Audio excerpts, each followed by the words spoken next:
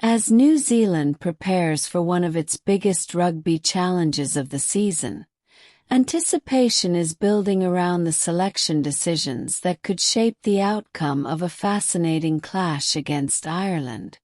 This weekend, the All Blacks return to the iconic Eden Park, a stadium that has become a symbol of their dominance for more than 3 decades. Since 1994, no visiting international side has managed to defeat New Zealand at this famous venue, and protecting that remarkable record will once again be a major motivation for the team. With new head coach Dave Rennie continuing to stamp his identity on the squad, every selection choice is attracting close attention from supporters, analysts, and former players alike.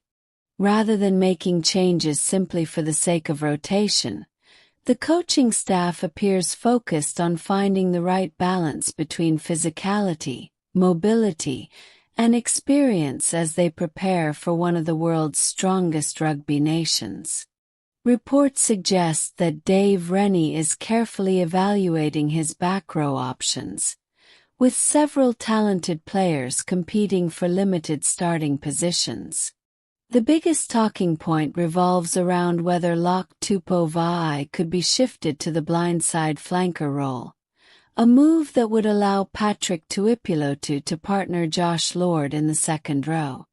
While such a change may surprise some fans, it reflects the coaching staff's desire to strengthen the forward pack with additional size, power, and line-out presence.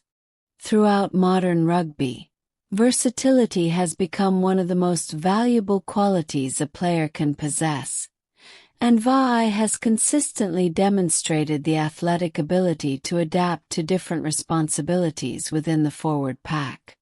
Earlier in the season, it is understood that the coaching group had already considered using him in this role before injury interrupted those plans. Now, with the opportunity returning, the move appears to be under serious consideration once again. The discussion naturally brings attention to young back row talents Wallace Satiti and Peter Lakai, both of whom have been given valuable opportunities during recent matches. Each player has shown moments of promise and demonstrated why they are regarded as exciting prospects for the future of New Zealand rugby. However, international rugby often demands immediate consistency, and recent performances have left the coaching staff with difficult decisions. During the match against Italy, Satiti worked tirelessly but experienced several handling errors at key moments, something that can become especially costly against elite opposition like Ireland. Meanwhile, Lakai also worked hard in his opportunities but may not have done quite enough to firmly secure the starting number 6 jersey. None of this diminishes their long-term potential. Instead, it highlights the incredibly competitive environment within the All Black squad, where even highly talented young players must continually earn their place against experienced internationals.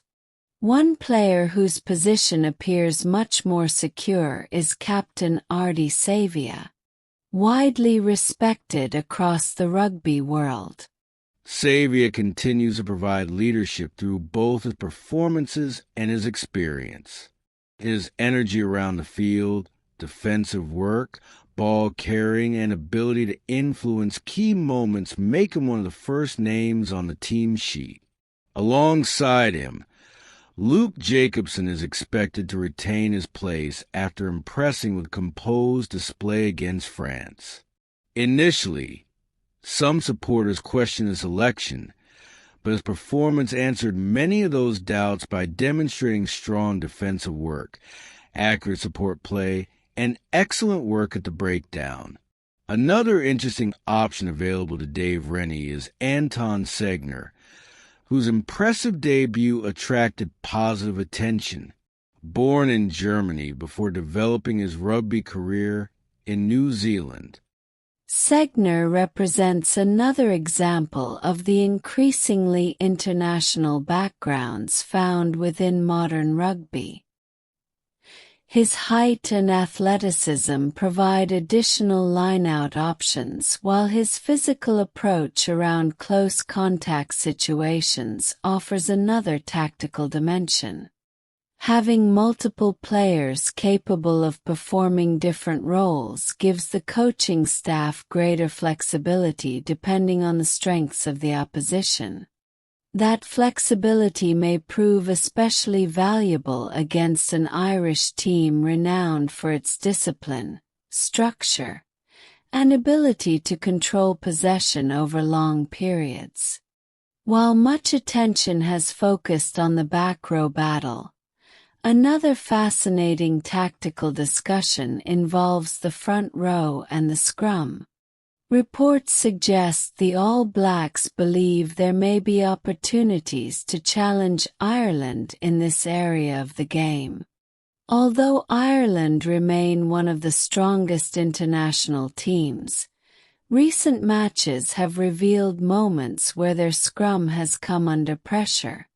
Injuries have certainly played a role, particularly with Andrew Porter unavailable, while experienced prop Tadhg Furlong continues to shoulder significant responsibility as one of the leaders of the Irish pack. Despite these circumstances, Ireland remain exceptionally dangerous across virtually every other aspect of the game.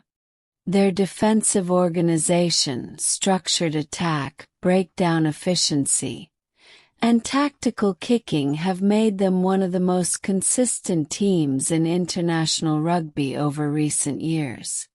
For New Zealand, identifying even small advantages at set-piece could become extremely important over the course of 80 closely contested minutes. Of course, rugby matches are rarely decided by one area alone.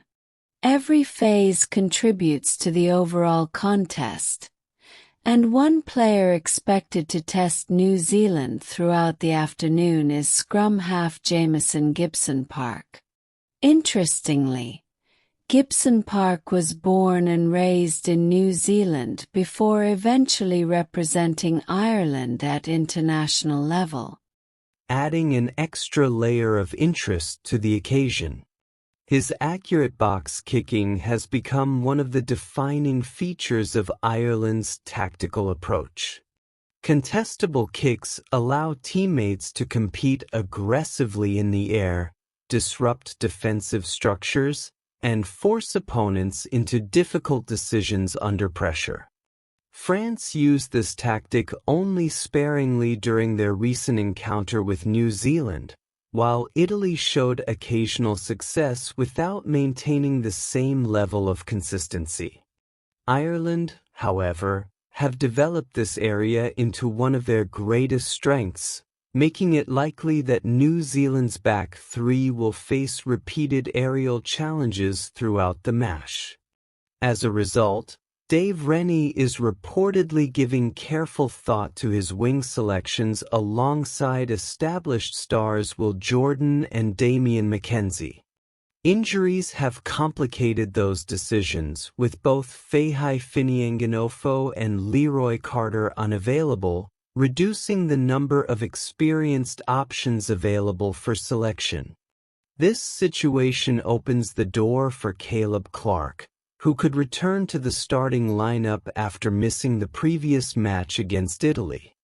Known for his explosive ball carrying and ability to break tackles, Clarke offers a powerful attacking threat capable of generating momentum from deep inside New Zealand territory.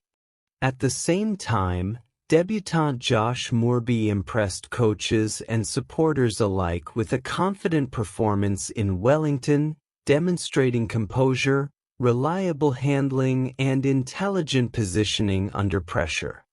Choosing between experience and recent form is never an easy decision, and whichever player earns the opportunity will carry significant responsibility against an Irish defensive system that rarely gives away easy opportunities.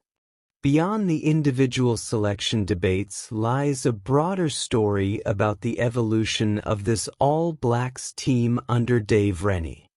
Every new coaching era brings fresh ideas, different tactical priorities, and a gradual process of building combinations that can succeed over multiple seasons. Supporters naturally focus on who starts each weekend, but coaches often think several matches ahead, considering player development, workload management, long-term chemistry, and future tournaments. That means every selection serves not only the immediate objective of winning the next match, but also contributes to the wider vision for the team's future. Facing Ireland provides another valuable opportunity to measure progress against one of rugby's elite nations. Both teams possess exceptional talent, experienced leadership, and high expectations from passionate supporters around the world. Small moments, disciplined execution, and smart tactical decisions are likely to determine the final result rather than individual brilliance alone. As kickoff approaches, excitement continues to grow because this fixture promises far more than simply another international test match. It represents a meeting between two proud rugby cultures, each determined to prove its strengths on one of the sport's biggest stages.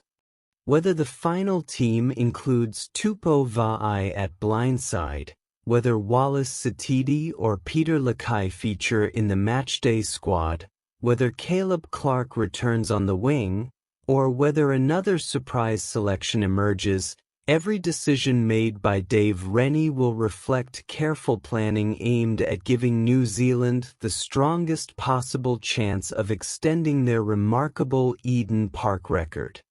For rugby fans everywhere, the contest offers an opportunity to witness tactical battles, world-class athletes, and the intensity that defines international rugby at its highest level. When the referee blows the opening whistle, weeks of preparation, selection debates, and strategic planning will finally give way to 80 minutes of action where execution, teamwork, discipline, and composure will decide which side leaves Eden Park with momentum and which team will return home already looking ahead to the next chapter of an increasingly compelling international season.